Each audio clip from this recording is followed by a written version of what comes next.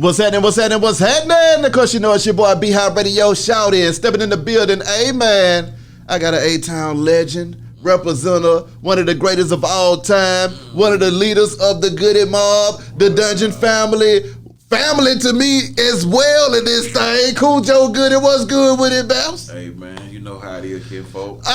Ain't nothing but a family reunion this time. Hey man, like it's little brother them saying nothing but some straightening. Come on, man. Joe, talk to me about this survival kit though, man. Because I mean, first of all, when I heard this damn album, first, it was the 25th anniversary of Soul Food, but y'all couldn't have came no harder than this on the 25th anniversary of that. So what was it like putting this thing together with the family, getting everybody back together, and then they were saying this was the first project in after 7 years? Yeah, the last project that we put out together 7 years ago was Age Against the Machine. Yeah. You know what I mean? So that was executive produced by CeeLo, you know what I mean? So it was a good album, man, you know what I mean? Yeah. It's definitely another pillar in our life. But 7 years had transpired, but we were still doing music. Everybody was doing music, doing their thing. Git was doing music. I was putting out music. Timo was doing music, and Lo was doing music. Yeah. But once we got ear that this was the 25th year anniversary of Soul Food, man. Yeah. I was like, man, we got to do something special, bro, for our fans, man. Yes, I'm talking about, man, it's got to be something, man, that they can remember us by, man. Thanks. So the pandemic had started, man, and we got a chance to lock in. You know what I mean? We got a chance to get with Organized Noise, lock them in, lock CeeLo in, lock Timo in, lock Gip in.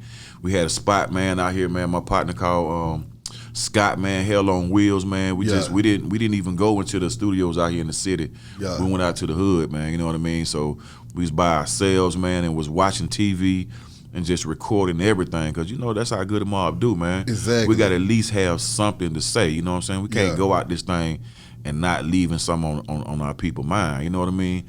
So Survival Kit, man, everybody was surviving at that time, bro. You know what I mean? People was locked inside their house, scared to leave, you know what I mean? So that just gave us a chance, man, to sit down and lock in with each other, man, and see what we wanted to do, bro. Talk to me about the atmosphere in Atlanta at that time, though, Joe, because, I mean, I had never seen the city just flat out in full lockdown before, man. I mean, folks was literally scared to leave their house, and folks weren't even leaving the house at all. So how did that affect the creative process of Survival Kit? Well, I'm going to tell you, I mean, because Timo will tell you too, man. I was walking in the studio, man. I had a thermometer. You weren't playing with him, Joe. Had a thermometer, man, hitting my head, hitting Timo head, hitting Gil head, hitting everybody's head. You know what I mean? I don't blame you. But man, that was just the fear tactic, man. That the news was drumming up. You know what I mean? So we had to operate in that type of atmosphere, man. And we never had to operate in a atmosphere like that. But it made us tougher, man. It made the songs, the lyrics harder, man. It gave us really some more stuff to really talk about, and it was in real time. You know what I mean? Because some of this music hadn't been reflecting the time that was going on. Yeah. So we couldn't be in a pandemic talking about we out here in Miami on jet skis.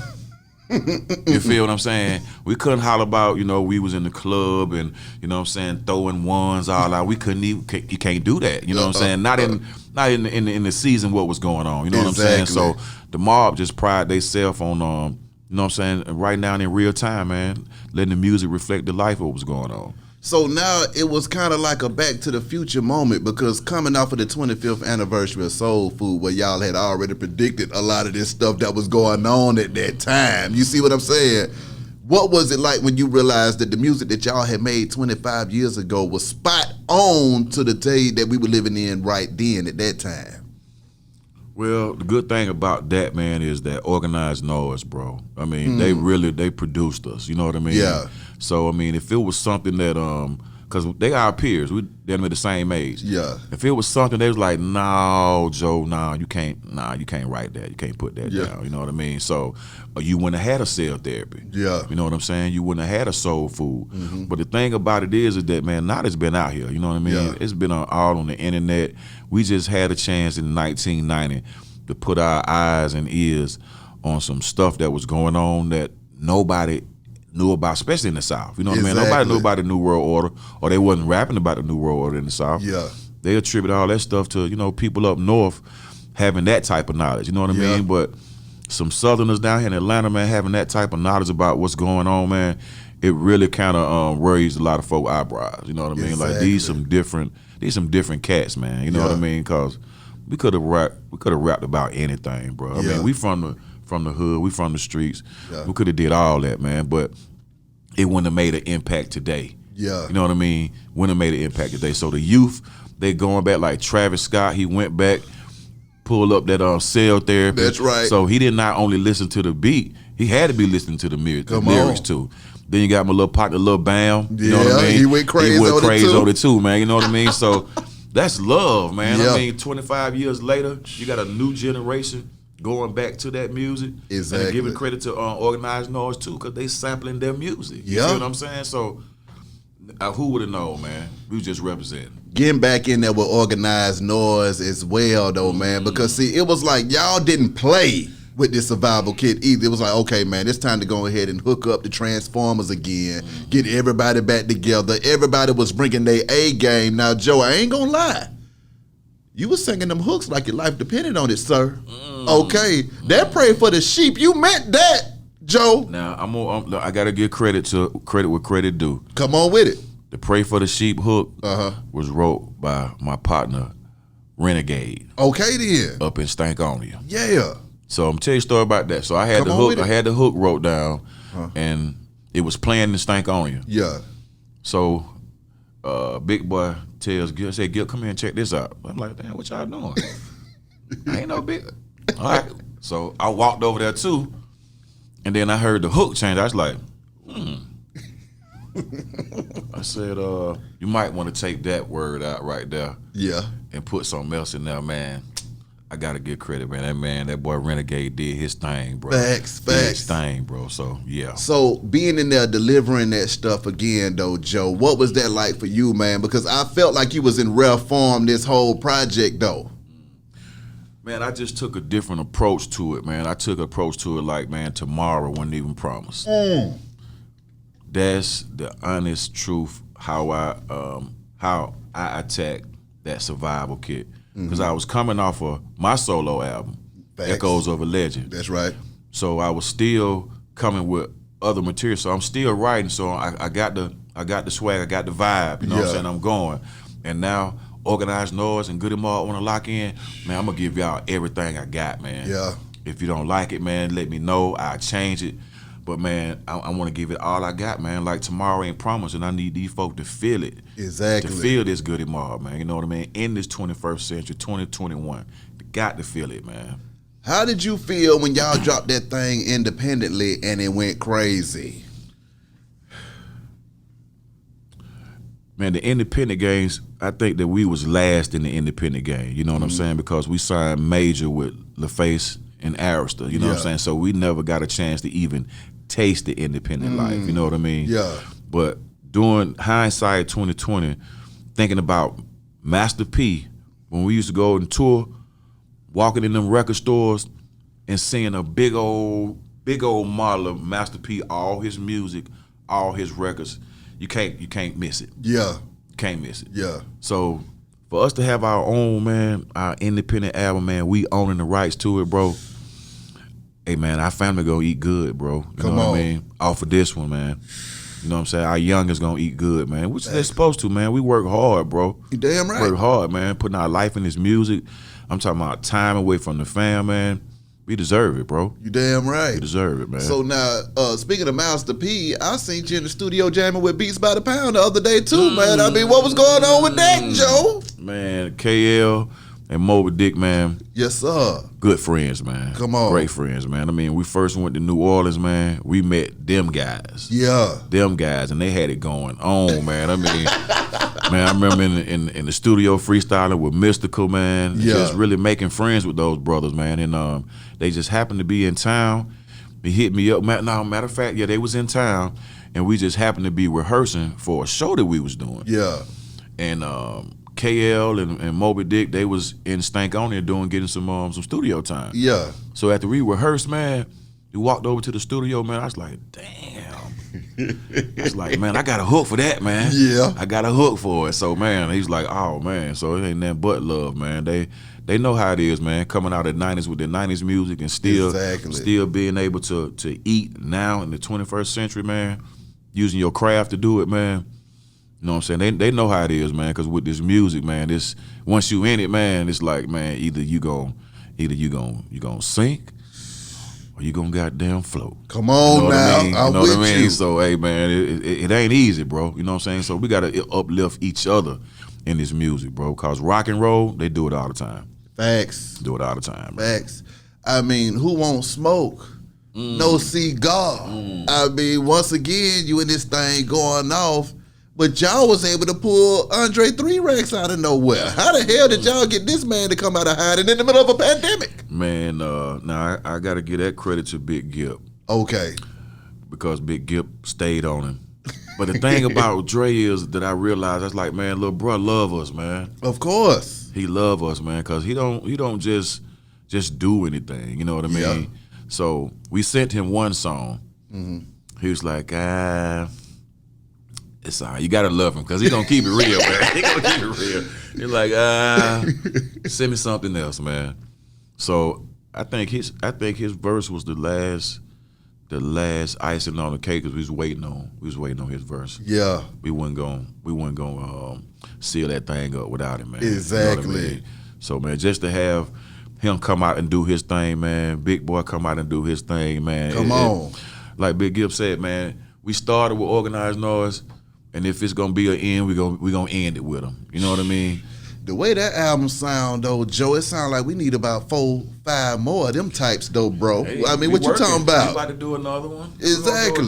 We're gonna do another one. What was it like getting back in there with Organized Noise though, man, and them guys and saying, hey man, you know what sound we go crazy on, and then they come in there and go crazy because like I say, that Pray for the Sheep, I love that one right there man. too. I mean, Big got on that thing and went crazy as well. So I mean, just that vibe of getting the family, the whole team back together, man. What was that like? That synergy? Man, it felt good, man. It felt like, you know how you go away to camp? Yeah. With your homeboys, you and your partners, man. Yeah. No mama, no daddy, man. Y'all can stay up late. Y'all can do whatever y'all want to do. It felt like being back at the dungeon, man. Yeah. Doing that Southern Playalistic Cadillac music album, man. Like, all of us was together, man. Yeah. Sleeping on the floor. Yeah. I mean, eating together. You know what I mean? I mean, eating out of the same plate. You know what I mean? Sharing the same thoughts. You know what I mean? Yeah. But the good part about this one is Organized Noise wanted to do it too. Goodie Mob, we wanted to do it, man. We wanted to do it. You know what I'm saying? That's the kicker right there, man. If you don't love what you're doing, you're not gonna want to do it. You know what I mean? So the fans, bro. Yeah. We couldn't get away from it, man. Every time coming out the house, man. When I like your solo album, Khujo, but when are y'all gonna do another Goodie Mob album, man? So that's it. That was every day coming out my house, man. So we fulfilled the wishes of our fans, man. How did it feel though, being able to fulfill those wishes of the fans, but then y'all came back with a hard ass project though? You didn't just poop something out and say, all right, here y'all go, get on my damn back. Y'all came back with a masterpiece in this thing. You see what I'm saying, Joe? Man, that was our sixth album, seventh album, something like that. But like I said, the thing about it is, man, we professionals at this thing. Yeah. And we got people that look up to us, man. We got another generation looking up to us, man. So it's like we had to put our all into it. You know what I'm saying? I tell a young brother or a young sister that's doing music right now, man, if you can't put your all into it, man, don't even mess yourself up like that. Exactly. You know what I mean? So we finally reached that legendary status, man. 25 years for Soul Food, 23 years for Still Standing this year. I don't want to hear nothing about finally reached the legendary. When y'all jumped off the porch as grown-ass legends, okay? And that's just what that is. But I'm going to say this, though, Joe. Frontline, y'all brought the tank out in this thing. soundtrack to a movement in the city at the same time because it was going down in Atlanta, man. Bro. So, I mean, what was going through your mind? Not only are we in the middle of a pandemic, but then you got civil unrest at the same time, and it's going down in Atlanta for real, for real. Man, it was a surreal moment because we got a chance to shoot that video right down here from Moreland. Yeah. You know what I'm saying? Southeast Atlanta. And I had no idea they was gonna bring out the armor truck. You know what I mean? I was like, whoa, okay, okay, I feel that. So that had to go with the music, you know what I mean? Because it said Molotov cocktails, chaos, mayhem, picket signs, tear gas, courtesy of Uncle Sam. Damn. So that thing was actually happening, you know what I mean? So just putting life, the real life, real time with the music, man, because that's gonna keep it going another 25 years, hopefully. Yeah. Because with Soul Food, all that stuff was like real life, you know what I mean? Real life, 4 young brothers, man, from different sides of Atlanta, man, coming together to put their life to music. Yeah. And now we coming back 25 years later. What y'all got to say now? Oh, no, we still on it, man. It's still going down. We on the front line, man. I mean, like it was going downtown, man. People was mad, bro. I mean, but it was that TV. Yeah. Talk to me about that, though. What do you think about that? It's that television is one of the most deadliest weapons, next to radio. Yeah. Next to radio. But with television, you can actually see the illusion. You feel what I'm saying? Yeah. And it can have subliminal effects on your mind, and you don't even know that it's having that effect. Yeah. You feel what I'm saying? Yeah. So, especially if you're looking at a show that's telling you lies all day. You know what I'm saying? Somebody come to you with some real truth. Yeah. You ain't gonna want to hear it. You know what I mean? So, who's running the media business? Who's running that? You know what I'm saying? The same folk that was running the porno business.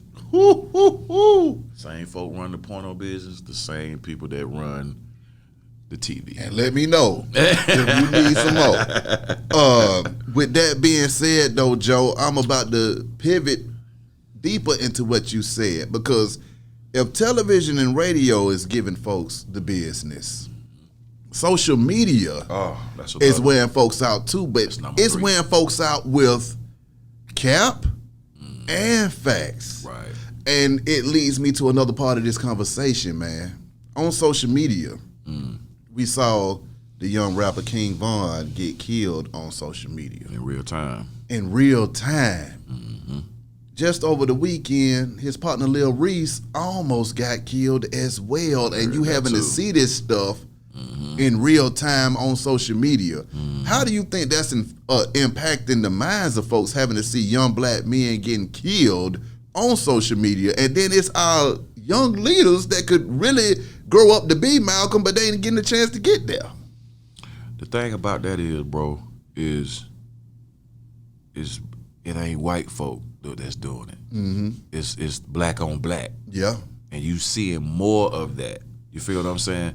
I was talking to somebody, man. I was like, man, hip hop was for people that was trying to get out of the struggle. You know what I mean?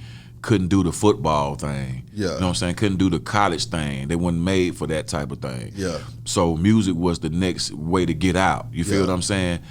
But like I said on Drink Champs, don't make this music industry, hip hop, our shit, don't make it a West Haven for your thuggery. Yeah.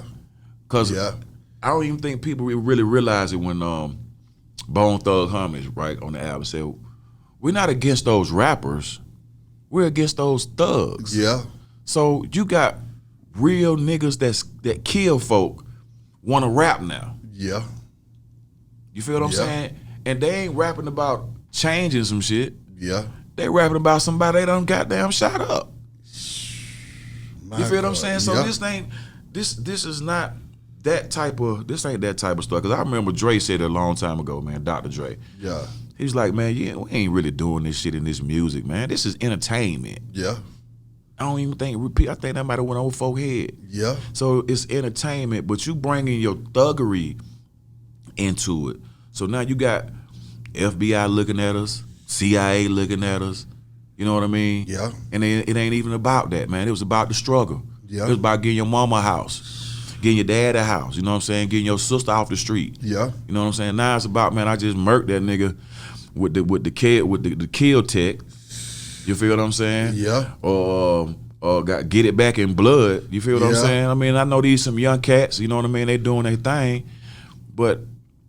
Prime example, they had an album out a long time ago, Crips and Bloods. Yeah. You remember that? Yeah, I remember that. Yeah. All of them was banging on that, right? Yeah. Just about all of them did. You feel me?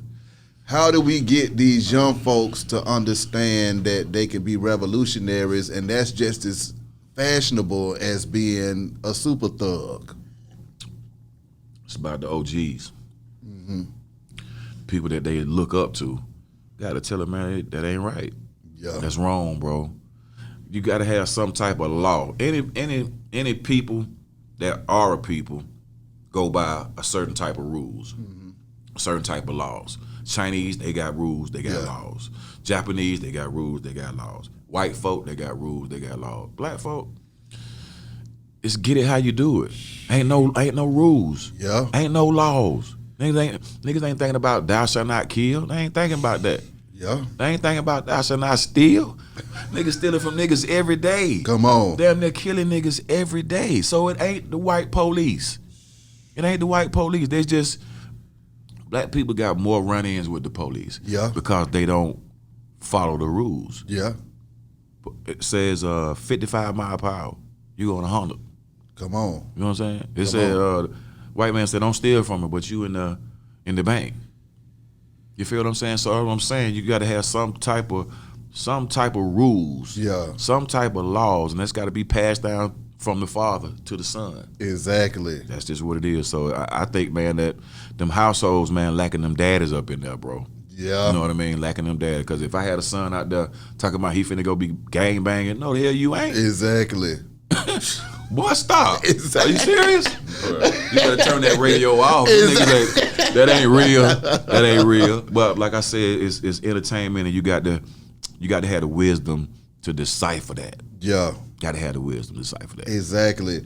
When you look at the Goodie, man, and you look at Cash, you look at the Dungeon family and how y'all put it down for the city. And, you know, like I said, when I was growing up listening to that music, it didn't make me want to be no gangbanger. It just made me want to be a real player. Man. You see what I'm saying? And go out here and handle my business. And you can kind of see that in my generation that came up listening to that. Right. That's kind of what helped the Atlanta go to where it was supposed to, because it was based off of a brotherhood. It was like, okay, see, the thing I loved about the Dungeon that I haven't seen since was that y'all had 15 folks from the same hood working together to achieve a goal. Knocking it out. I haven't seen 15 people from the same hood achieving a goal. Now, don't get it messed up.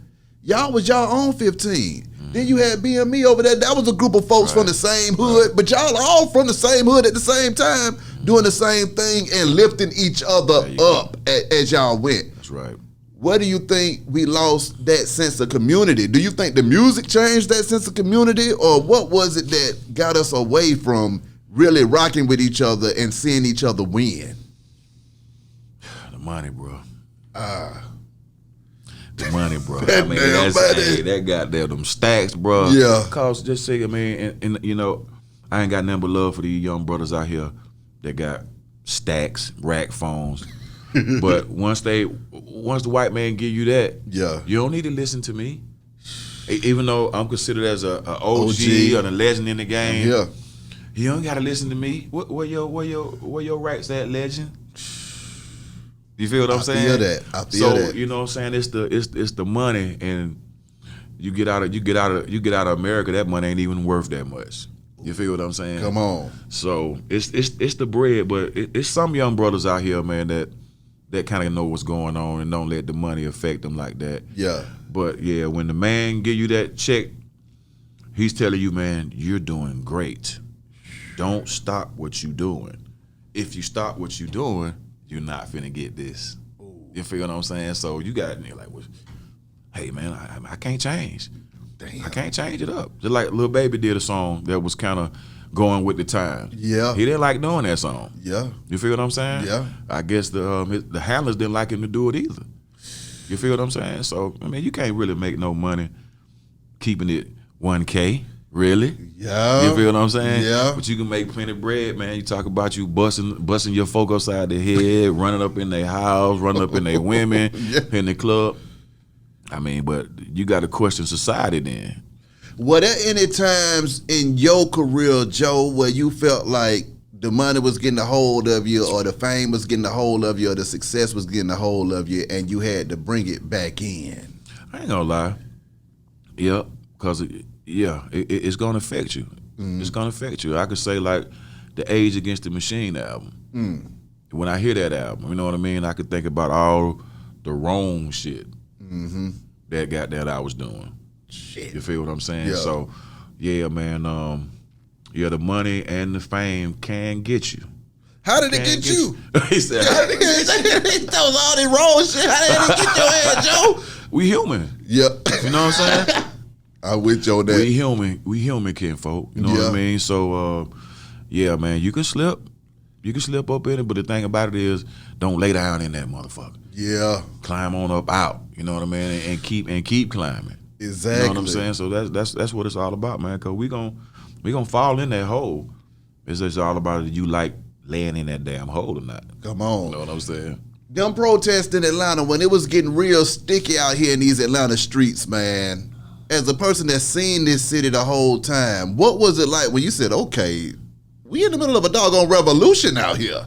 What was going through y'all mind? And then y'all trying to create an album at the same time. It sounded like y'all was in hog heaven, but let me know how you felt. Man, I just felt, man, that because we were switching regimes. We were switching one president to another president. Yeah. You feel what I'm saying? And then you had people not liking this president, just wanting him out, just period. We don't care who we put in there. We just put whoever in there. Exactly. Our folk like that. You feel what I'm saying? So it was kind of hard. It was hard for me, man, because my people, man, it's just they don't do a lot of research. You know what I'm saying? They don't do enough digging. You know what I'm saying? Before they really make a decision on doing something. You know what I mean? Yeah. And that could be disheartening. You know what I mean? Because you on a record trying to goddamn spit some intelligent real shit, but your people still on some other stuff. You know what I mean? But that comes with the youth, and that comes with time. You know what I mean? You might got some young brothers out there that's up on, you know what I'm saying, politics. You know what I'm saying? Yeah. That's up on what's going on with the voting. You know what I'm saying? Or they up on, you know what I'm saying, GMOs, and they just up on, you know what I'm saying, up on wisdom. You know what I mean? Yeah. But I mean, you living in a society, man, where, man, they don't want niggas to know nothing. All they want you to do is throw that money at them, and you do what I tell you to do. What do you think it is that the game needs right now in order for it to continue to go in the right direction? What is it that these youth need to hear? What would you tell them folks so that they can see this and hear this and say, you know what, OG got a good point. I'm about to change the world with this platform I got versus, drive it down the same direction that it's already headed? That's a good question, man. Good question. Like I said, do smart things with your money. That's what I say. Do smart things with your money. Not just, you know what I'm saying, buying some land. What about a school? You know what I'm saying? What about a school to educate your people on the music, you know what I mean? How to work, how to navigate through social media. Yeah. If this is what we're going to do, you know what I mean? Yeah. I mean, there's nothing wrong with getting a dispensary and getting some weed with your name on it and getting, you know what I'm saying, getting a bottle of wine with your name on it. Nothing wrong with that. Like, hats off to E40. Yeah. I'm talking about what he doing with his wine, man. It's phenomenal, man. You know what I mean? Goodies with Gip. Gip Goodies too. Come you know on. what I mean? He got him a spot down in Columbus, Georgia. My God. So it's about being, and they're out here, man. It's about being a good businessman. You know what I mean? Building your community back up, man. I mean, and it's gonna take money, and it's gonna take the youth, and it's gonna take, you know what I'm saying, OGs to put it together, man. But as long as we split up like that, yeah, it ain't gonna happen. as an OG making that transition again with the 5-5 the Leash merch, man. I mean, we got it sitting right here as we speak. Okay, we got them disco shawties on deck. We got them doggone shirts on deck. Them Khujo Goodie Krispy Kreme shirts that's hard as hell. I need one of those so I can put it on display. Large, man. Large, because I got one. I need that. I got one for you. Okay, I need that because that thing gonna be sitting right here. You see what I'm saying? Because my whole thing is, once again, we're using these platforms to do what we need to do in this thing. But then I'm about to say this: what is it like for you navigating this new internet part of it, where it's like I can hit these folks with the merch and I can switch up the whole game, but then also having the intellectual property. Because I would hit you with an idea that just kind of came across my mind when I was riding up in here. I was like, you know what? If Khujo got with Gift Goodies and put the quote, it keeps me from snapping, it keeps me calm, it keeps my mind open, it keeps me fun. That thing gonna hit as well. I like that. But talk to me about having stuff that came out your mind 25 years ago selling off the damn shelves. Hey, bro, team, look, man. That's crazy. Look, man, 5-5 the Leash, actually, that came from a song that we did on the World Party album. That's right. So you can imagine I done had that thought in my head since 1999. You feel what I'm saying? I'm with you. So, and I definitely gotta give credit, man, to my wife too, man, cause she definitely helped push the envelope. You know what I mean? And my boys too, man. We got like a assembly line going on. You know what I'm saying? Yeah. At the crib, man. So the good thing about it, man, it's a blessing, man, that I was able to say some quotes, man, 25 years ago, and that somebody would want to wear it, man. It's just mind blowing. Exactly. To me, bro, because I think that we was late in the branding game. Yeah. Goodie Mob. Yeah. I think we was late. I know Outkast, they was on it with the branding. Yeah. I mean, Snoop was on it with the branding. NWA was on it with the branding. So I just think, man, we was way behind with the branding, man. So just coming up with, hey, man, put your quotes on the shirt, man. Well, actually, it's just phenomenal, man. Especially with the glasses right here, the disco shawties. Yeah. I always had been fascinated with the disco ball. Damn. Ever since I seen it as a little kid, it's like, man, what the hell is that? What is that? So, man, I partnered with Transparent sunglasses, man, and they facilitated my idea, man, and we came up with the disco shawties, man. So, man, feel good doing what you do where you do it. You know what I mean? I got too many questions for you, Joe. I got too many questions. The first question is the wife and the family and what role they played in helping you out. Because I think, once again, people don't understand that behind a man that's getting it in, it's some real players that's at the house that's holding the nigga up when he goddamn tired as hell of this thing. So can you explain the importance of having that help partner at home that keeps it real and helps you in the direction that you're going? Hey, man, it's almost unexplainable, man, but especially to have somebody that's on your team, regardless if they mad at you or you mad at them, they know at the end of the day, man, we got a business to run. Yeah. And you know what I mean? And we got people that love what you're saying, so don't nothing else matter. You know what I mean? And the good part about it is, man, that's my anchor. You know what I mean? That's been holding me down for these like 23, 24 years. You know what I mean? So you ain't seen Khujo with the big head floating off nowhere because, you know what I'm saying, I got the anchor at the crib. That's you know right. what I mean? So, man, yeah, shout out to my wife, man, Tiffany, man. She's definitely a firebrand, you know what I'm saying, in my life. And also my 4 boys, man, Saya, Simeon, Daniel, and Gad, man. They definitely, they young, and they got my son, Daniel, he draws. And I'm talking about can straight do it, you know what I mean? My God.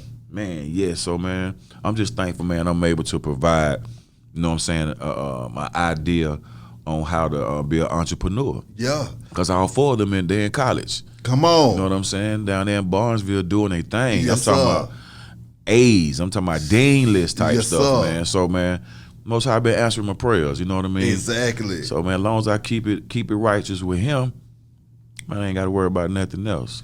You know Answer me this, Joe. This was my next question, just based off of the 5-5 Delish merch. When you realized that all of these thoughts that you had were worth so much doggone money and they meant so much to the community, how long did it take for that to click in your head that people really appreciated what you said? Man, it's just clicking this year. Oh, that's for the 25th anniversary of this thing. It's just clicking this year, man, because during this pandemic, yeah, you know what I'm saying?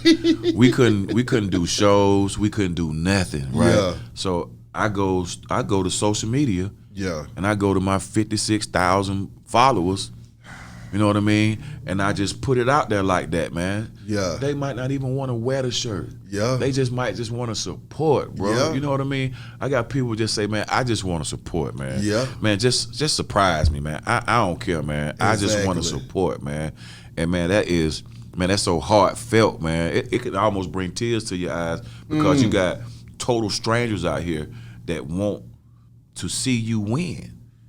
They wanna see you win. People you don't even know want to see you win. Well, bro. probably because you made music that made them want to win, and you wanted to see them win, though, Joe. They just reciprocating the love that you gave them through the damn music. See, we didn't know that. We didn't know doing that, man. We was just writing, man. Just writing, man. You know what I mean? Just trying to goddamn put that flag up for Atlanta because you know the South was already established. Yeah. UGK. Yeah. Goddamn Luke. Yeah. You know what I'm saying? So it was already established. Yeah. What y'all gonna do? What the Southeast gonna do? What Atlanta gonna do? Yeah. You know what I mean? So we was under a whole bunch of pressure. You know what I'm Yeah. saying? To make something shake. Yeah. So and just by somebody liking who's that picking them up with no pow, nobody now. Or use that tool between your two shoulders. Come you know on, what I mean, man. I am, man. Like I said, man, I'm forever. Put some fire on that grateful. ass in of that Put some weed. fire on the ass in that weed. I had a brother wanted me to do. He said, "Can you do what's that about the hairy legs?" I thought you looked good with them hairy legs. Shawty look Wanna cut good her with them off? hairy legs. Yeah. I wish I could cut her up, but my stomach come. I was like, "You want Before all said. that?" Because I want all of it. Come on. Answer me this though, Joe. Did you realize that you had that many quotables? Nah, bro. And then what went through your mind when you realized that, damn, I had a whole bunch of quotables in this thing? I said, man, I'm gonna have to do a whole shirt with a whole verse on it or something. I'm gonna have to figure out how to make something fly like that. Yeah. That somebody would want it because I'm always thinking like, okay, people might get tired of just wearing Khujo Goodie on there. Yeah. And I can understand that. I feel that. Yeah. So we got to step it up, go to the next level, and that's why I got my son Daniel at the crib that can draw. You know what I mean? I got my son Gad that's good with the computers, man. Yeah. So I mean that's how successful families work. They work together. You know what I mean? Most of these foreigners that's coming in, that's getting it in, they stay in one house. Yeah. They pool all that money together. You know what I'm saying? They make it happen. You know what I mean? Yeah. So I think, man, we go back to that, man. Pooling our money together, man. Keeping it family orientated, man. I think we could come back to some type of normalcy, man. You know what I mean? Exactly. Some type of normalcy, bro. When you look over your career though, Joe, what was your favorite part of it where you was having the time of your damn life in it? I ain't gonna even lie, bro. I was like, man, I'm gonna stay in Georgia. I ain't never going outside Georgia. Yeah. I'm gonna stay in Atlanta. I don't need to go nowhere else. But getting into this music business, oh, you gonna leave Georgia. You gonna leave Georgia. And man, going to New York for the first time, going on the Lancey Street with the Goodie Mob. Man, the Lancey Street was something that Slick Rick used to talk about in his rap. You know what I'm saying? So damn, we on the Lancey Street. That's where I bought my first fur coat ever in my life. First fur coat. Everybody got a fur coat. You got one. He got a fur coat. So first, man, going to New York, man, it was awesome, man. That city never closed. Yeah. When I think we walked the streets, man, till the sun went down. Damn. Blocks and blocks. And then going to California too. Oh man, I was in love with California, man. Yeah. That was a nice spot, man. Yeah. So just being able to travel, man, and just seeing different stuff, talking to different people, man, hearing the way they talk, they accent, they talking like, man, y'all country, man, I like the way y'all talk, all that type of stuff, man. it was almost like a family reunion, man. Just meeting up with other black people, you know what I'm saying, in other states. And there was some cool ass white folk too, man, that loved Goodie Mob, bro. Yeah. Especially in California, man. They love Goodie Mob, man. Exactly. It was amazing to me, man, that we performing in front of mostly, you know what I'm saying, white young men and white young women. Yeah. You know what I'm saying? But the brothers and sisters up in there too. Yeah. But they are feeling what we feeling. I was like, oh man, like, okay. And then when we went to Japan. Shit. When we went to Japan, awesome, bro. I mean, them motherfuckers didn't speak a lick of English, but they felt that. They felt the vibe. They felt the beat. They felt our energy, man. Man, they loved us, man. Okay. Coming out of Atlanta, the west side of Atlanta, and then you find yourself singing your song in Japan, Khujo. I mean, come on, man. You singing your song in damn Japan, Joe. Hey, man. Like I said, I got to give hats out to Arista, man, Yeah. and Face Records, because they put us out there. I mean, they let us drop a song called Cell Therapy, bro. My God. They had nothing to do with no club. Come on. They had nothing to do with no gangster shit. Yeah. Just came out of nowhere. And so with that, and man, they facilitated everything, man. I mean, we had interview classes. Yeah. I remember Rico saying, man, you get in front of that TV or in front of that mic, man, you better have something to say. Come on. And we took that to heart. You know what I mean? Not only on TV, but with the lyrics too. Yeah. You know what I mean? So being able to go to Germany, where they love hip hop. Yeah. You know what I mean? Being able to go to Spain, you know what I mean? Doing the show with the Marleys. See You know what I mean? So I had no idea that what the hell was gonna be going on with a nigga from Northwest Atlanta. Come on. Bankhead. Come on. Hollywood Road, Chapel Forest, bro. Never would have thought it. Let me know. But the thing about it is when I seen somebody do it, like the greats up in New York, you know what I'm saying? Like the Fat Boys, I gotta give it to them. Yeah. Fat Boys, Houdini, I gotta give it up. Curtis Blow. Yeah.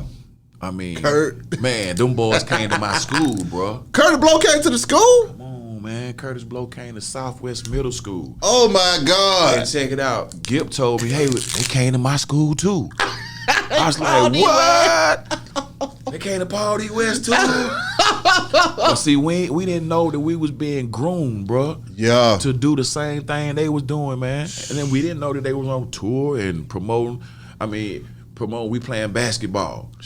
They down there in Southwest Middle School on the basketball court. Curtis Blow shooting goddamn J's in Atlanta, bro. So we was like, bro, I want to do that. So we was influenced. We was influenced by our own folk, man. Fat Boys coming over the intercom in Southwest Middle School, beatboxing. The principal saying, I got a surprise for y'all. Oh my God. I'm like, what? Dr. Blackshill? You got a surprise for us? But then you hear the human beatboxing over the intercom. Oh my God. The whole school, man, just exploded, man. Exploded. Bro. Answer me this though, Khujo. The pressure of being a legend, okay? Because, you know, everybody don't get a chance to reach legendary status. Yeah. It's certain things that come along with it. A lot of people need you. You see what I'm saying? You know, I call it the infamous, I need you, bruh. You see what I'm saying? You get that call, and that's the first thing that comes through that line is, I need you, bruh. Hell, I called you. I said, I need you, bruh. I mean, at the end of the day, you see what I'm saying? Responding to everybody needing you, but then you got 4 boys at home. That's right. And you got a wife at home. That's correct. That's 5 folks off the rip that you got to respond to every day. It's real. Now we gonna add the city of Atlanta to it. Then we gonna add the Southeast to it. Wow. Then we gonna add the country to it. Then we gonna add Japan to it, and we gonna add Germany to it. 100 of me. Come on, come on. 100 of me. How do you deal with that and showing up for all of them folks on time? That's you, bro. You right, man. That's pressure, bro. And I can't say nothing but prayer, bro. Yeah. Prayer, bro, because the Most High see that I got a family I got to support. Yeah. And the Most High see this is how I do it. I mean, everybody else got their jobs. Just so happened I was chosen to do this job. You know what I'm saying? So sometimes you got to say, I need help. Next. Help me, Father. I need some help. Because my partner right here can't help me. Come on. He can't help me, Come man. on. He can't. So the only one that can help me is the one that put me in this position. Yeah. You know what I mean? So with that, man, because 24 hours in a day. That's right. You're trying to sleep 8 away. Come on now. You feel what I'm saying? Come so on. the rest of your hours, you gotta distribute that thing wisely. You know what I mean? So right now, when you're saying legendary status is spending more time with the fam. Yeah. But still, we professional with this thing. Yeah. I still can go downstairs in my hole. Yeah. Turn on my Pro Tools. Come on. And get to working. You know what I mean? Because like I said, this is what I do. I can't pretend like, I don't do this. This is what I do. This is what I was chosen and called to do, man. Yeah. And I'm happy I got a job to do, bro. You know what I mean? That people look up to me. People want to call me and say, man, I need you for this. Yeah. Can you do this for me? Even what I got going on right now with my Feed the Lions Volume 3. Facts. I reach out to independent artists, man. Yeah. I say, come on, man. I want you to share. I want to share my platform with you, man. Come on. Let's do it. Let's keep this music thing going. You know what I'm saying? Because rock and roll gonna keep it going. Country gonna keep it going. You know what I'm saying? R&B, blues, all that's gonna keep it going. So, man, let me contribute. Yeah. Let me contribute to the solution. Yeah. Because the people that I got on this record, man, they not talking about going out and harming people that look like them. Yeah. You know what I'm saying? They actually talking that real talk and got some solutions and got some other type of vibes. You know what I mean? Yeah. And that feels good to me that I'm able to lend myself out Exactly. to these independent MCs, man, and keep our genre flourishing, bro. Exactly. You know what I mean? Because right now, I mean, it's definitely making money for a lot of people. Come on. Definitely making it, but to what expense? Yeah. To what extent? You know what I'm saying? Yeah. King Von came out of his car and just got murdered that day, bro. Yeah. You feel what I'm saying?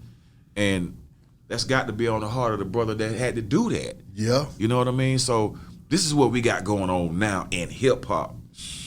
Now I don't remember seeing this in hip hop. Yeah. I don't remember seeing this type of stuff, man. Yeah. So, man, it's up to us, man, to put them good pieces back on the board, man. So from Tupac to King Von, though, Joe, okay, you was around the whole time, man. What goes through your mind when you say, okay, I saw it happen to Pac, but Pac was a icon damn near by the time he passed. That's right, bro. Von was on his way to it, and then when you go and listen to the music, you see where the boy was about to take it. You knew he had the talent. Right. Same thing with Pop Smoke. Right. Same thing with Bankroll. Right. Same thing with a lot of artists. You knew where they were gonna take it, but they never even got a chance to even get it to where Pac got a chance to get it.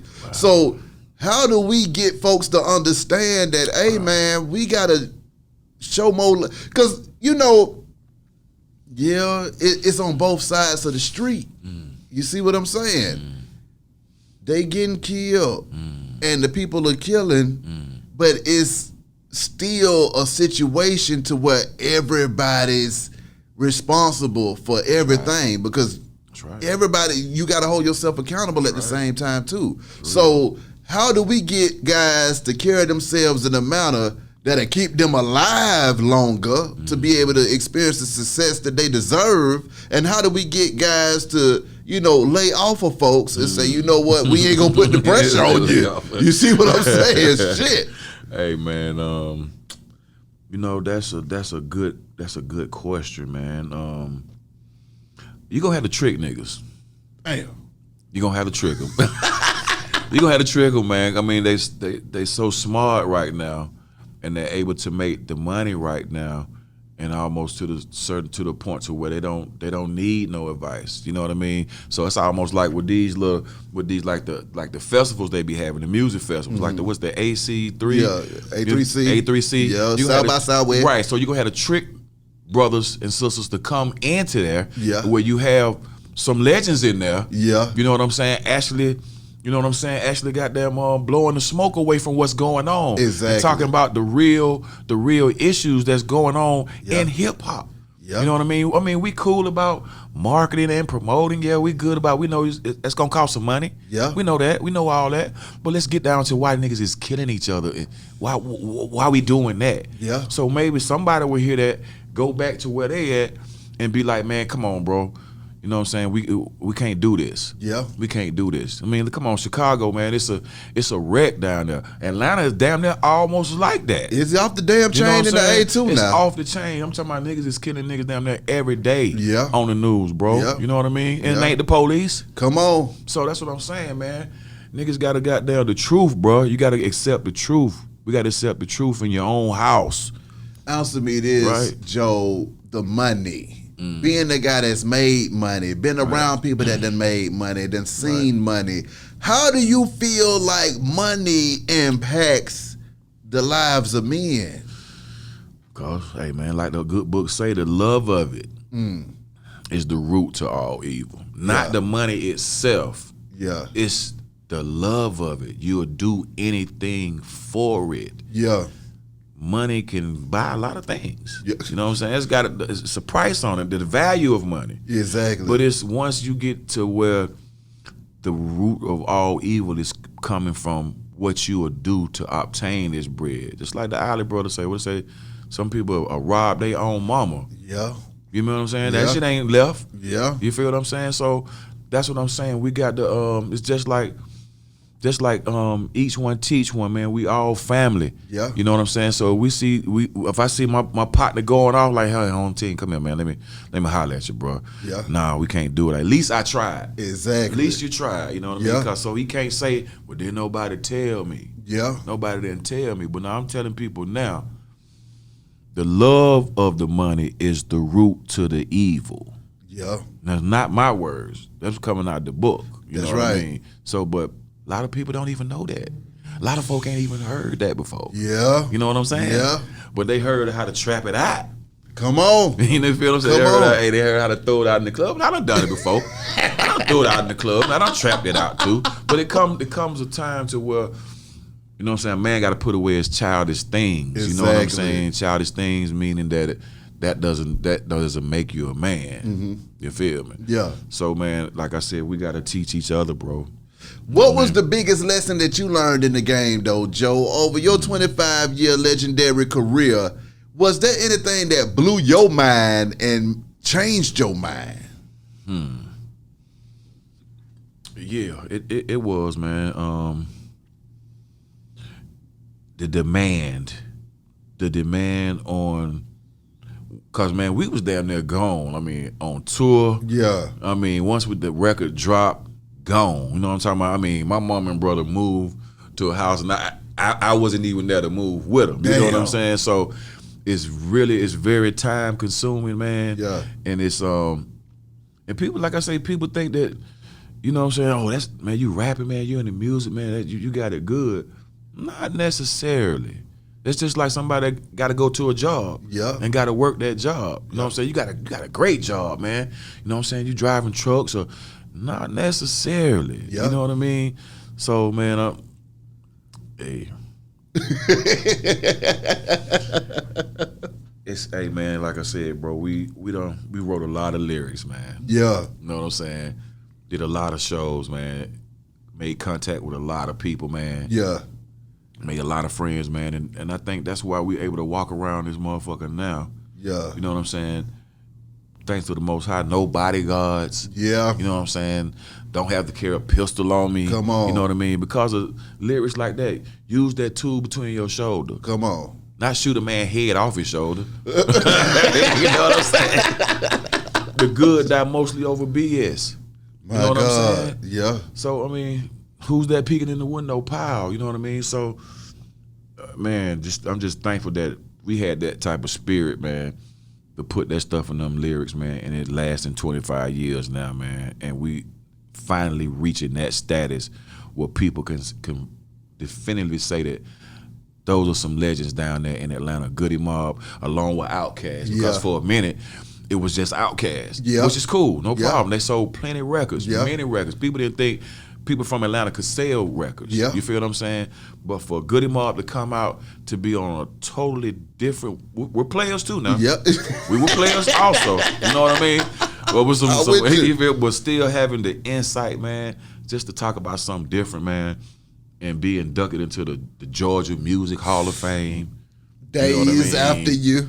Come on, man. Come on, man. I mean, going Keys up to to New the York, city bro. and Keys different to the cities city. in Georgia. Come on, so man. y'all got one in Atlanta and Eastport. Y'all just one got one all Atlanta, over the but, damn place. Hey, man, that's a great thing, man. I mean, come on, 23 years, 24 years later, it's like, man, let's recognize these brothers, man. Come on. Not only in Atlanta, you know what I'm saying, but we want to do it in East Point too. Come on. So, man, we got East Point Day. I think that's, let me go Atlanta Day. I know that day for sure. That's August 19th, Atlanta Day. Yeah. But we might be doing something for Wind Down Wednesday again. Come on. This year in East Point. It's time with for that. Big Boy this time, probably. So I hope we can make that happen, bro. Well, see, we need a Dungeon Family Festival I like that. every year. I like that. We need that every like year that. because, see, everybody in that dungeon meant something to somebody. That's real, bro. From Cool Breeze to Big Boy, Backbone. everybody, Backbone, C-Bone, Calhoun. Slim, it don't matter. Everybody meant something to somebody, and Right. folks want to come out and congregate with y'all because y'all are part of all of these families out here in these streets too. But then also it was just the culture that y'all provided the city. And it's that kind of energy, just that local energy that still needs to be maintained within the city as well. Because see, the whole thing is, Joe, what don't nobody understand here, if we don't stand up and celebrate our culture in our city, it ain't gonna happen. And then you gonna look up 20 years from now and they gonna be like, well, I remember when somebody was doing something, but ain't nobody talking about that no more. We gotta talk about that. And we gotta talk to our people because everybody's just waiting. When you come with your merch, you realize that they were just waiting on you to come with the merch. You see what I'm saying? Like, you're right. They just waiting on you. It ain't no, they don't want to see you. They ain't messing with you. It's like, we waiting on you. Exactly. Thank you. Thank you. Thank you, sir. Yes, you're right. 25 years ago, peeking into the game, Tupac, Biggie, Jay-Z, Nas, Outkast, Goodie Mob, Loonies, Do or Die, all of that stuff going on, and then being able to peek back out into the game again with a survival kit, and you got Baby, King Von, Lil Durk, Gucci, Right. everybody else. Right. What is that like? What was the difference between those two eras and peeking your head out both times?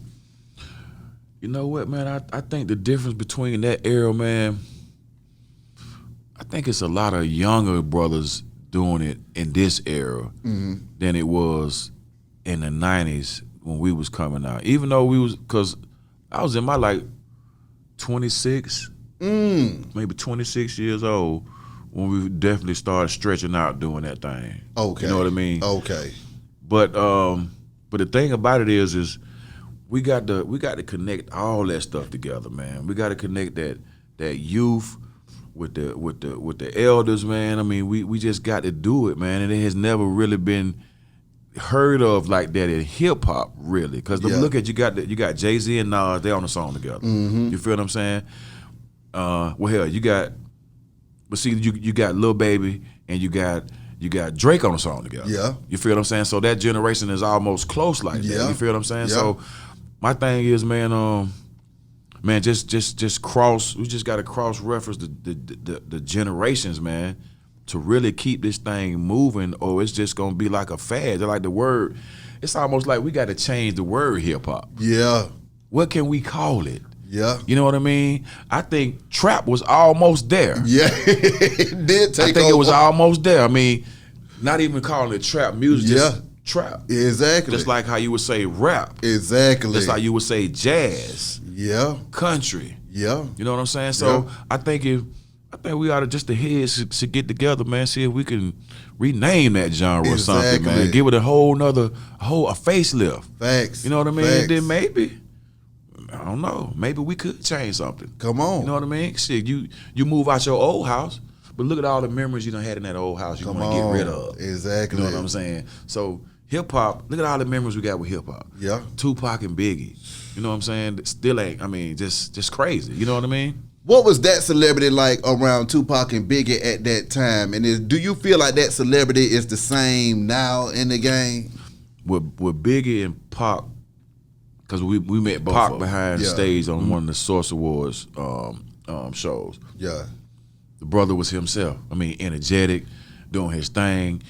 But you remember his earlier music was Brenda Had a Baby. Yeah. You know what I'm saying? Soldier Story. You know what I mean? But getting with a whole nother crew, it kind of changed the brother. You know what I mean? To where he was doing some other stuff. You feel what I'm saying? But Tupac was cool as hell, man. He invited us into the studio. We walked in the studio. He was recording Hit 'Em Up. He was recording The Good Life. Yeah. Man, I thought we was gonna do a song with the brother that night, man. I was so disappointed, man, we didn't do a song that night. Yeah. But with Biggie too, man, cool brother, man. Just cool brother, man. Even though his lyrics was, I mean, he was a hard brother. Yeah. I'm talking about Brooklyn. I'm talking about straight rapping. I'm talking about a hard ass motherfucker. I mean, for real. But he was still a human. Yeah. Just like me, people would say, Joe, when I seen you come out of that Wonder Man on Cell Therapy, bro, I thought you was crazy, bro. Man, I was scared of you, bro. I thought you was a killer. I'm just laughing. I'm like, you just don't know. I had to go through that wonder when I used to be locked out from coming home from school. I had to go through that wonder to get in my house. You feel what I'm saying? But I'm still a regular cat. But the stuff that I be writing about, it's a whole different spirit. Yeah. A whole different spirit is what the Most High want me to write. You feel what I'm saying? So with Biggie, man, I remember we even did a show with him, man. The stage was probably about big as this table. About big as this table, bro. You know what I'm saying? Yeah. He did his show, then we did our show behind him. You know what I'm saying? So family, bro. I'm gonna keep it like that. Family. Like when DMX passed, I felt that, bro, because he's a damn comrade in this business that we do, man. Yeah. And it hurt, bro, because we know that it's gonna come a time where it might happen to us. You feel what I'm saying? But that's family, because we know that brother got family, kids, you know what I'm saying? And Nipsey too, you know what I'm saying? And all the brothers that we lost this year. Yeah. You know what I'm saying, in the music industry, man. We took a big hit, Shock G. Shit. You know what I mean? Yeah. So, man, all that's family, because we know what each one of us had to go through, man, just to even get $1 out this damn game, bro. Yeah. Just get $1 out this thing, bro. New York at the tunnel, when y'all touched down in there and turned that mother out, I mean, Choke No Joke got that documented, so I can't say it's a lie, okay? I seen that in real time, man. I watched that video, and I was like, these boys are in New York going crazy in this thing. That's boss. What was that like? That was so boss, because I didn't even know he was there. I didn't even know that he even had that footage until like a year or two ago. Yeah. But going back to New York, because the last time we was there, Outkast got booed. You feel what I'm saying? Yeah. Dre came out with the infamous "The South Got Something to Say." Mm-hmm. So now Goodie Mob comes out, and we got to go back up there. Shit, we got to go back up there. Hitting the tunnel, man. That had to be one of the most christening times that we had. Because if you can get through that tunnel, you can do your show anywhere. Come on. And we like some country boys from Atlanta up in New York. Exactly. And them motherfuckers were just like that. They was listening, but we didn't know. Yeah. We just thought motherfuckers didn't like us because it's country. No, they was listening, man. Yeah. They was listening. So once we conquered New York, we knew that we could do this anywhere. We knew that we can perform soul food in any state. Yeah. It didn't matter who was there. White crowd, black crowd, Chinese crowd. It didn't matter, man. All we had to do was deliver. Deliver this thing with confidence, man. Yes, sir. And it didn't matter what the crowd did. It didn't matter if they booed you or not. Yeah. Sharpening that tool between your two shoulders, spiritually and mentally, man. How do you get that thing strong enough to get through this life without falling off? That's a tough one, man. And a lot of people got different beliefs, and I get that. I get it. Yeah. You know what I'm saying? But I've learned that the Bible is a history book. It's not a religious book. It's a history book. Yeah. And like I ask people, what's religious about honoring your father and your mother? Yeah. Is that a religion? Yeah. No, that's history. You know what I mean? And once I locked in to who this book is talking about, it's talking about my people. Yeah. Nobody else fit the description in that book but my people. You feel what I'm saying? So when you know your history and you strong about your history, can't nobody fuck with you. Just like the white man. He gonna show you his American history all day. You gonna know some American lit. You gonna know that, bro. Come on. And look at him. I mean, he's done his thing, hadn't he? Come on. Right? So he knows his history. He know what he doing. He know what he's supposed to be doing right now. You feel what I'm saying? I'm with you, Joe. But like I said, once you know your history, the truth about your history. Exactly. Everything else, man, you can see through it. You can see through a lot of stuff. You know what I mean? Yeah. So I definitely got to credit that to, man, my Elohim, Yahweh. You feel what I'm saying? And Yahshua. So, you know, I'm definitely not ashamed of saying that. Yeah. Because when I read that history book, man, it is amazing. We talking about from the beginning of creation. Yeah. What other book is doing that? What other history book? I mean, the white man history book don't even go that far. Come on. Don't go that deep. Yeah. You feel what I'm saying? So just to know that my people wrote that shit. Now the white boy printed it up. Yeah. Translated it. Definitely give him goddamn kudos for that. Yeah. But my people wrote that history book, man. Understanding time, Khujo. 25 years is a long time. Valuing time and maneuvering through time and understanding sometimes it takes time at the same time. You see what I'm saying? Yeah, bro. How do you maneuver through that? And then what is your perception of that time?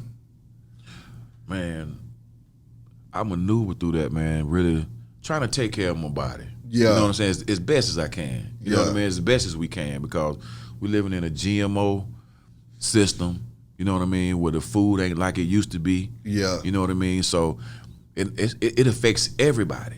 You feel what I'm saying? So and then having that your mental capacity right, where you can still go in and write these lyrics, man, because you could sit here and be like, man, I'll be able to do this shit forever. Yeah. You know what I'm saying? You young in here, you're like, nigga, I can write a verse, why? It might get to a time that you can't even write a line. You know what I'm saying? And I feel Dre. I feel Dre. You know what I'm saying? I feel 3000, man. Yeah. Look at all the music they done put out, all the stuff he done wrote. Yeah. And it comes to a time you might have a writer's block. Yeah. It might last a day, it could last years. Come on. You know what I mean? But you still got your audience like, man, where you at? And they don't understand that. Yeah. They think that, hey man, you got this thing in the bag. You should be able to I should be able to come to Beehive Spot and freestyle all day. I can't do it like that. You know what I mean? So you got to keep your mental capacity together, especially with the times. I look at rock and roll. Yeah. Them some old ass motherfuckers. It's some young people in it too. Yeah. But the older cats, they still around. Yeah. They still around. Come on. And time, you know what I mean? Time has had that effect on them, but not to the point to where, well, it can be to the point to where I can't do it no more. Yeah. But you got these rock and roller, man, they want to die on stage. Come on. They want to die on stage. Come on. So the time, you just gotta do a lot of material. You gotta do a lot of writing. Yeah. You gotta do a lot of recording. You know what I'm saying? To compensate for the time. Exactly. Because shit, it ain't easy writing a brand new song. Yeah. It ain't easy. Answer me this. How do y'all feel, because you were just talking about Dre, how do you feel with Andre being up under the pressure that he is? Now, you are OG and a legend in your right. Dre is a legend in his right as well. And, you know, but we all know that Dre don't want to he want to do Dre, okay? So that kind of magnifies his OG pressure because he don't want to come out. You see what I'm saying? So it's like, okay, He don't want to come out. They putting pressure on his OG, and he's like, "Hey man, I'm trying to live my life over here," but they like, "No, we need you, bruh." But can you imagine? Can you imagine? Now I can walk out my house. Ooh, I can walk out my house. Shit. Now can you imagine him walking out of his house? You see what I'm saying? My God. So you got to sympathize with some things because them boys went hard, boy. Yeah. I'm talking about hard. You know what I mean? And sometimes you get tired. Mm-hmm. Mentally, physically, you get tired to where it's like, man, I'm just, because I've been there before. Yeah. I've been there to where like, man, I don't even want to write. I don't even want to rap no more. Yeah. Bro. I'm Damn. good. Yes. Okay. Okay. See, now I got two questions. Big, on the other hand, he out here. Yes. So what is it that allows Big to be out here with it? And his OG pressure is tough too. Yeah, you're right. The thing about Big, that's my little bro. I love both of them, man. Dre, my little bro, I love both of them, man. Yeah. And they some man, they put this damn A-Town damn near on the map, bro, to where motherfuckers know that they can sell records. Like people in the South can sell records down here. You know what I mean? Exactly. But I always champion Big Boy because he always been a Dungeon family general. You know what I mean? I mean, for sure, man. He always been a next man up. You know what I'm saying? Let's keep the movement going. And plus, he got a big family. Yeah. You know what I'm saying? A lot of people depend on him to do things. You feel what I'm saying? Yep. So that's in his goddamn his makeup, bro. Yeah. Like he got Stankonia over there, so he can't not go up in that thing and goddamn make music. You know what I'm saying? Yeah. So, like I said, both of those brothers, man, did their thing and put Atlanta on the map and still doing their thing. Like I said, we don't know. It might be another Outkast album coming. Them two brothers, they talk. Ooh. They talk. Ooh. You know what I mean? So, I don't know. You know what I mean? That'd be crazy as hell. We need that. I don't know. We need that. I know, man. I mean, yeah, we definitely need that. I love to see it too. You know I what mean, Just because like if fuck it's with anything like this damn survival kit, I know it's gonna be crazy as hell. Shit. Man, I'm telling you, survival kit, man. That was so much. It wasn't really no pressure, but the thing behind it was the incentive on doing that motherfucking album. Yeah. Is because people are trying to survive right now, and people need music. Come on. They need that music to survive with, man. If it wasn't music out here right now, man, people would be going crazy right now. Thanks. You know what I'm saying? Thanks. So definitely music was a item that was going to be in our survival kit, man. And just to call that thing survival kit, man, it's an independent record. Yeah. You know what I mean? And a lot of people hadn't heard of the record yet. Shit. You know what I mean? So we still rolling. Hopefully we'll shoot this back to back. Is either Pray for the Sheep or back to back from the survival kit album that we're thinking about doing. Waiting on Big Boy to finish up the dungeon. You know what I'm saying? Because we want to shoot it in the dungeon. Ooh. Yeah, man. So now what you speaking on with the dungeon? Well, Big Boy damn near remodeled that whole damn thing. Oh my God. Right? So now we want the floors and everything. Yeah. So we want to go in there and shoot Pray for the Sheep. We want to make sure everything Gucci. So are you telling me that y'all gonna have the dungeon as an iconic Atlanta historical site, sir? I think Big is moving toward that, man. Oh, come on, man. I mean, that's where. So I mean, just think about it though, Khujo. Come with me down this street right fast, okay? Let go. We got the King Center and the King House where Dr. King lived at. That's right. So you mean to tell me y'all roll so much hell in that damn house that y'all have to make it a damn historical, iconic Atlanta site? How does that feel 25 years later when you was just a young guy trying to figure it out and knowing that y'all put it down that hard that y'all did it on a King level? Man. Got me screaming in here with this Tennessee. One time, man, I'm going to tell you, man, come on, man. I got to give double hand salute, man, to Rico Wade mom. Okay. Cause and his sisters. Okay. So he was staying in the dungeon with mom and sisters. Now mom was cool enough to let Rube, Yeah. Sleepy, Yeah. Goodie Mob, My God. Outkast, Whew. Cool Breeze, up in there. Yeah. I'm talking about the music playing all day. Yeah.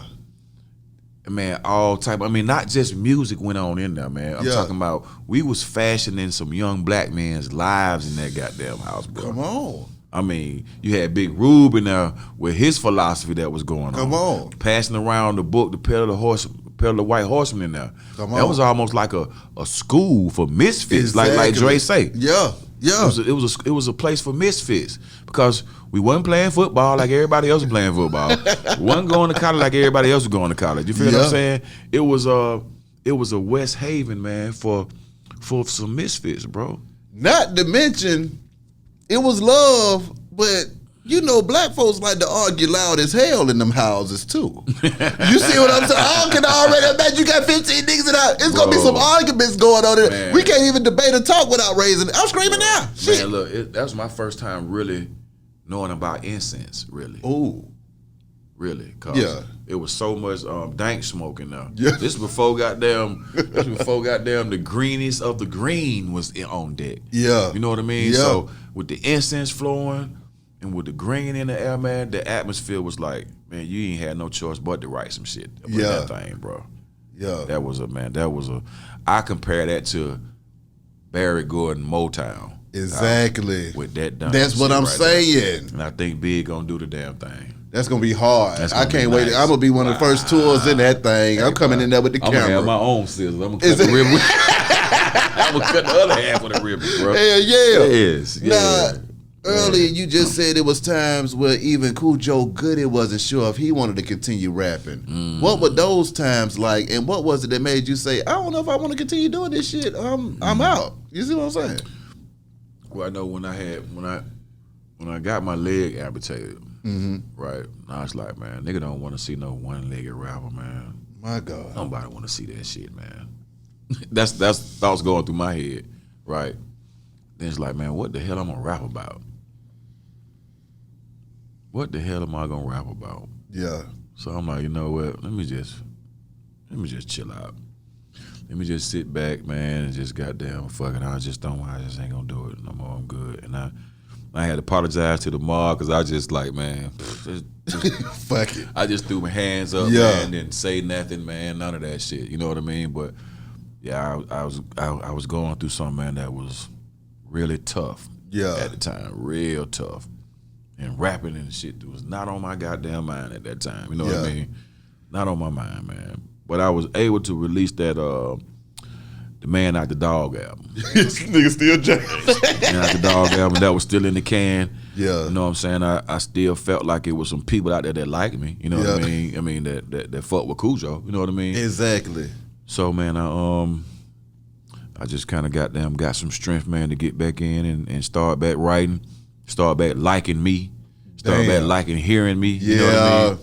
Cause that's a lot of shit that I don't know if other musicians go through it, but you get to a part, man, I don't even want to hear me. Damn. I ain't want to hear me no more. Yeah. Man, I don't even want to hear me, man. I don't want to hear me. Overcoming that kind of adversity though, Joe. What do you got for people that go through a little something, you thinking, nah, brother, I done been through it, okay? I done been through it. Yeah. How do you get them to understand the kind of mentality they need to have to move forward and push through, man? It's tough, bro. I ain't gonna lie. It's tough, man. I had a great support system. Yeah. You know what I'm saying? Wife, you know what I'm saying? My sons. Yeah. My mama, my brother, you know what I mean? Anybody that I could lean on. Because at one point I was like, shit, I want my mama. Come on. I want my mama. Come on. But like I said, you have a good support system, man. They helped me through it, bro. Yes, sir. They helped me through it, man. Because, bruh, what I had to go through, man, it was tragedy, bro. Yes, sir. Just looking down at what I had going on and having to come to the time to where I could put on a prosthetic. Yeah. Hey, boy, it was messy, man. It was ugly, man. It was ugly, but Most High saw me through it though. You feel what I'm saying? And I had to go through it. Yeah. Me, that was my shit. I had to go through. Nobody else could go through that shit. That was on me. How much hell was you raising during that time? Lot. Come on, man, because I know it wasn't love. I mean, I don't think it was in that raising hell. So what was that like when you realized that, you know what, y'all, I'm sorry, but I got to raise hell in this thing because I'm going through it? Yeah, bro. Like before that accident, I was in the streets. I was all in the streets, just trying to let people know that shit, I'm still out here, man. Yeah. Cause like you say, it's pressure. Yeah. It's a lot of pressure. I mean, you don't sell no records. Shit, them quarterly checks coming in that mailbox ain't gonna be what you want it to be. That's right. You know what I mean? So I was just under pressure, man, of doing my own solo record. You know what I mean? Just being able to establish something for myself. You know what I mean? And to bring back some value to the goodie. You know what I mean? So that's kind of what I was on, and it get to a point to where you don't give a damn. Yeah. You don't care. You don't care how late it is. Yeah. You know what I mean? You don't care how many goddamn shots you have. You don't care, bro. You don't care what time. You don't care what nobody say to you. You know what I mean? And that this music energy can drive you there. Yeah. It can drive you to the point till you like, fuck everybody. Fuck it. Fuck that shit. I mean, it's not good, especially if you got a family. Yeah. You know what I'm saying? It's definitely not good when you being a selfish ass motherfucker and it's like it's me. But no, the shit you doing affecting people over here. Yeah. You don't even realize the shit. You know what I mean? So that's kind of where it kind of got to me, man. But like I said, with my family, man, my wife and my sons, man, we got that bitch on deck. We got it right. Exactly. Got it right, man. Got it right. Moving forward, Joe, what do you want these folks to know? What do they need to be looking out for? And how can they contact you in this thing, boss? Man, I just want folk to just look out, man.